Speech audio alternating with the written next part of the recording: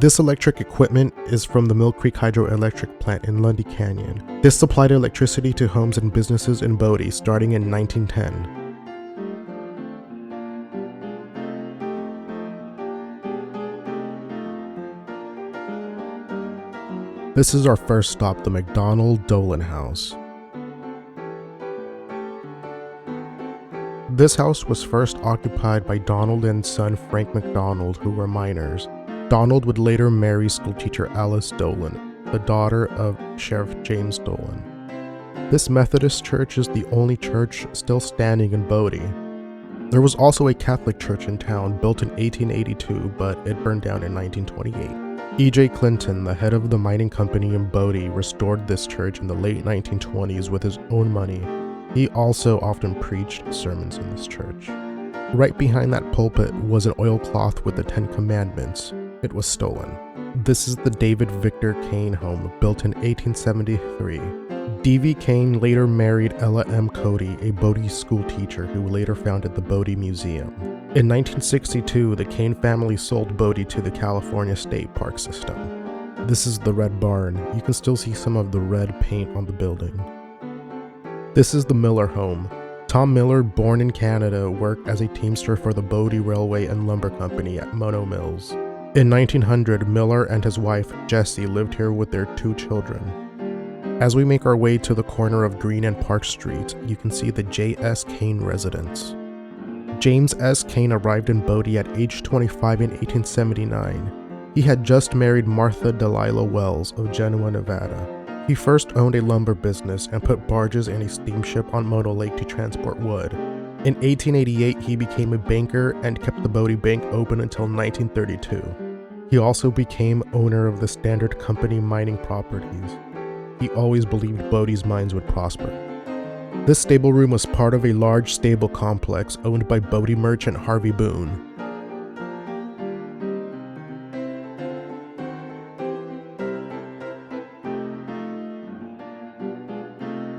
From here we continue down Green Street all the way to the next intersection with Main Street.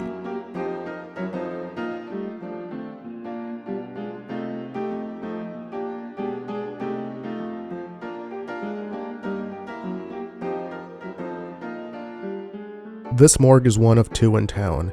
The other is next to the cemetery owned by Ward. That's a brief view of the Miners' Union Hall. It was built in 1878 and was central to Bodie's social life.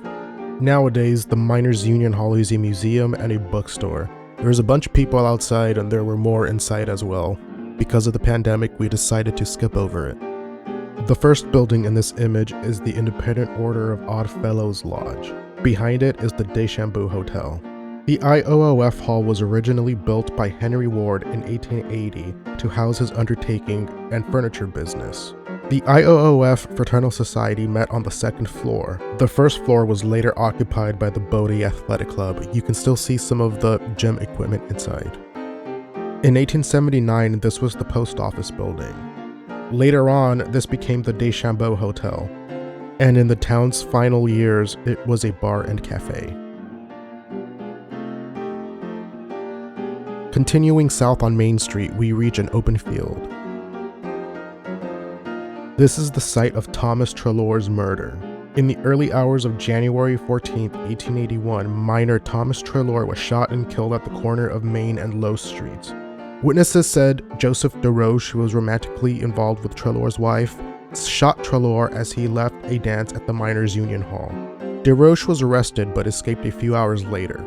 A posse recaptured him 2 days later and brought him back to court in Bodie. He was then taken to the Bodie jail. After midnight, vigilantes known in mining camps as 601 took DeRoche from his cell and brought him here to this site to hang him. This is the county barn. It was last used as storage for county road equipment. It now displays freight wagons used over 100 years ago in Bodie. Exiting the barn, we head back north on Main Street.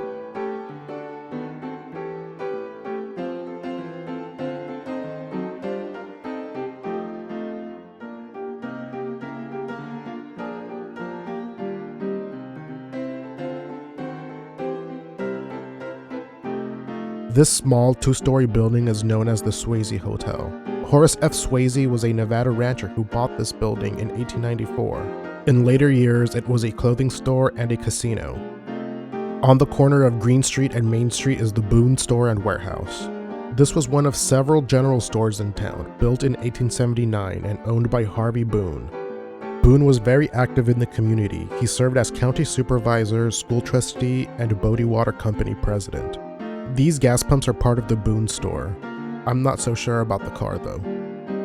This is the home of Lottie and Eli Joel. They married and moved here in 1883. They were successful mining investors, and the gains allowed them to purchase houses and several saloons in town. The post office was also located here from 1932 to 1942.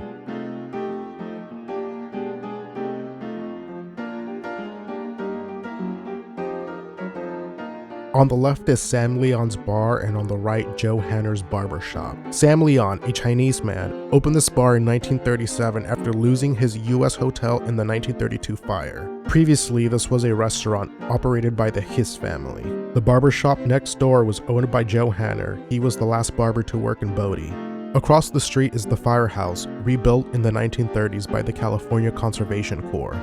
This is a good time to mention the two biggest fires in Bodie. The first one being on July 25, 1892, and the second one on June 23, 1932. The 1892 fire started on North Main Street in a restaurant owned by Mrs. James Perry and consumed about 60 buildings.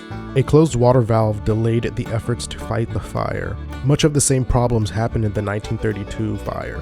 Making our way back to the northeast corner of Green and Main Street is Wheaton and Lurs. George H. Wheaton and Nicholas C. Lurs built this store in the early 1880s. J. S. Kane would later buy the store in 1898. According to his daughter-in-law, Ella Kane, the building had been a U.S. land office from 1885 to 1886, when her father, Michael J. Cody, worked there after his appointment by President Cleveland. In 1910, it became the offices for the hydroelectric company. And then later on in the 1920s, this building became a hotel and boarding home. Right behind the store is the hydroelectric building, previously a substation for distribution of the town's electricity in 1910.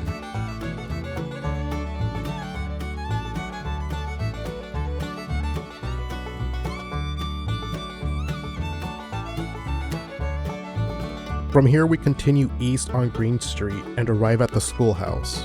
This building was originally the Bon Ton Lodging House. This became a school after the first school was allegedly burned down. During the town's peak in 1879, this school had the highest enrollment of 615 students. It later closed in 1942. Further east on Green Street is one of the town's residential areas. This is the Gregory House. Nathan Gregory operated a cattle ranch. Their youngest son Spencer became a mining engineer and was one of Bodie's last residents. This is the McMillan House. A.E. McMillan was a secretary of the Bodie Miners Union in 1885. His son Dan, who only had one arm, was manager of the Bodie baseball team in the early 1900s. This is the Miller Boarding House, ran by Minnesota native Annie Curry Miller. She first ran the Occidental Hotel, then later opened this boarding house to provide rooms and meals for bachelor miners. She also owned the rooming house across the street. This home with hop vines is known as the Conway House. Thomas Robert Conway, born in Canada in 1875, lived here with his wife Annie and 3 children. Bob would be one of Bodie's last residents. The hops growing on the porch railing were said to be the only green plants that could survive. This is Dr. Street's house. Dr. John A. Street was a physician for the Treadwell Yukon Mining Company between December 1930 and January 1932. Dr. Street and many of the physicians in town were kept busy treating victims of mining accidents, smallpox, cholera, and pneumonia during the town's boom. Turning the corner from Dr. Street's house, we make a right on Wood Street and proceed towards the Quinville home. Frank F. Quinville is a Canadian native. He moved to Bodie in the 1880s. He was a blacksmith for the Standard Mining Company. He lived here with his wife Mary and 5 children. Continuing on Wood Street, we make our way to the Standard Mill. On the right is the Clipstein House. This is the gate to the Standard Consolidated Mining Company's stamp mill. This area is unsafe and only accessed by a guided tour. Gold and silver was discovered here, but it wasn't until a mine collapse in 1875 that revealed an ore vein. This started the rush to Bodie. Over 38 years, $18 million worth of precious metals were mined here. The mill standing now was built in 1899 after a fire destroyed the original building in 1898. Theodore Hoover, the brother of U.S. President Herbert Hoover, lived here with his wife Mildred and their younger daughter between June 1903 and January 1906. From the Standard Mill, we head west on Union Street.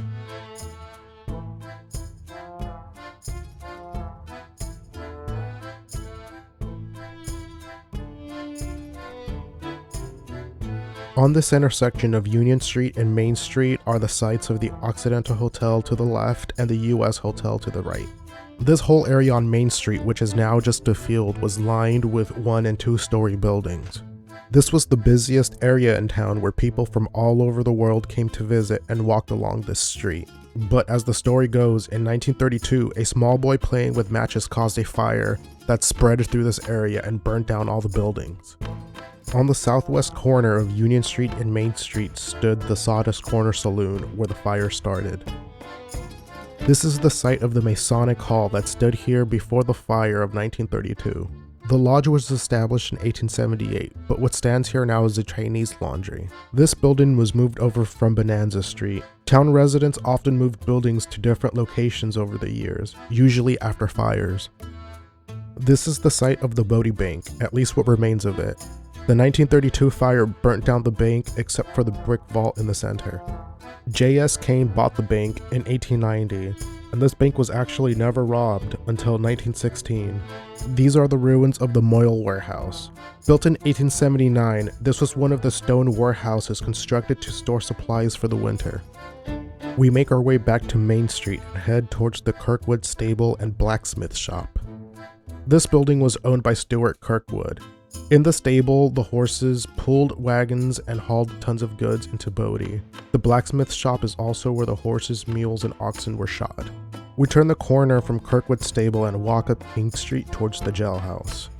Despite Bodie's reputation of being a lawless, Wild West town, this is a small jail.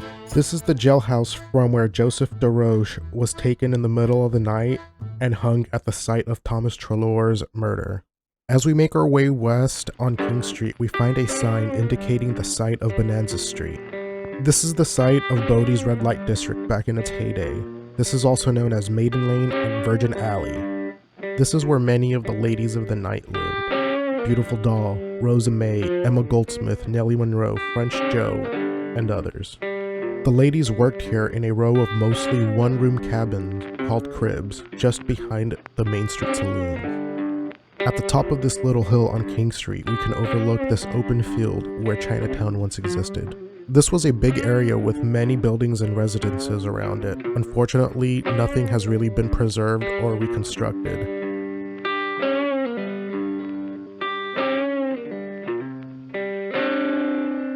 This is one of 2 Moyle family houses. The Moyle brothers ran a store and a soda bottling plant on Main Street. This is the home of Stuart Kirkwood, the owner of the stables and blacksmith shop. He was a deputy sheriff and later a Mono County supervisor. This is Bell's Machine Shop, owned by Lester L. Bell, who was born in Bodie in 1914 and is son of Bobby Bell. He worked in the mines, and later on in the 1960s and 1970s, he helped stabilize Bodie's buildings. Much of what we know about Bodie's history comes from him. He died in early 2003 and is buried in the Bodie Cemetery. This is attorney Patrick Reddy's home. He was known for defending the miners and laborers of the Eastern Sierra. He's also known for having one arm. He maintained offices in both Bodie and San Francisco, which is a 40-hour commute by stagecoach. He later became a California state senator. At the corner of Prospect and Union Street is the Murphy McRae house. It isn't known for sure if a Murphy ever lived in this home. The last owner was Carpenter William McRae. Across the street is the J.C. Wallace house and the Cody house. Michael J. Cody first arrived in Bodie in 1879 to work for the U.S. Land Office. He was later elected as Mono County Sheriff in 1888, and by 1900 he was working as a miner and living in Bodie with his wife, Catherine, and 6 children. He died in a mining accident near Bridgeport in 1905. This is the Menacini house, where in 1910 Joseph Menacini and his wife Fortunata, both natives of Italy, lived here with their baby daughter. Joseph was a miner for the Standard Company. Today, this home is currently occupied by someone. The house all the way to the right is the Lester E. Bell House. He was a Canadian and was in charge of the cyanide plant built by the Standard Company. Bell's wife Charity was the sister of Martha, the wife of James Kane. Next door is the Cameron House, owned by Andrew P. Cameron, also a Canadian and Bodie miner. He lived here in the 1900s with his wife and 2 children. This is a nice view of the town facing east. You can see the Standard Mill Company with the Bodie Hills in the background.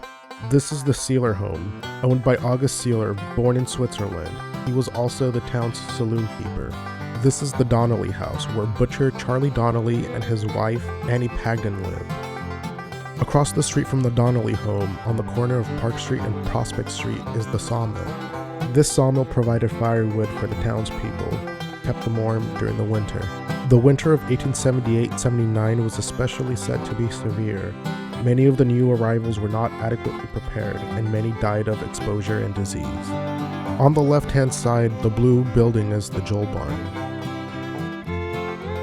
This is the McDonald house. Dan McDonald was injured in the 1879 explosion at the Standard Powder Magazine. This house was later owned by the Burkham family. Solomon Burkham operated a store on Main Street in the 1880s and 1890s. Continuing north at the end of Fuller Street is the Metzger house. Henry Metzger, a native of New York, lived here with his wife, Lena, and 5 children. He came to Bodie in 1878 to work for the Standard Company. He was the mill's foreman until the Standard closed in 1913. The building you see in front is Tom Miller's Stable and Ice House. Ice was cut from local ponds in winter and stored here. With sawdust for insulation, the ice would last through the summer. Walking up this dirt road, we head towards the Red Cloud mining equipment. This equipment was relocated from the Red Cloud mine southeast of here.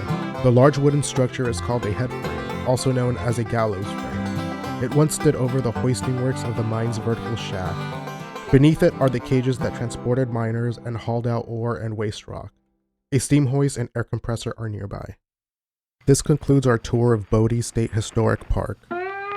Enjoy the last clip of us driving outside the park and heading back towards US Route 395. We hope you enjoyed this video and join us for the next one. Goodbye.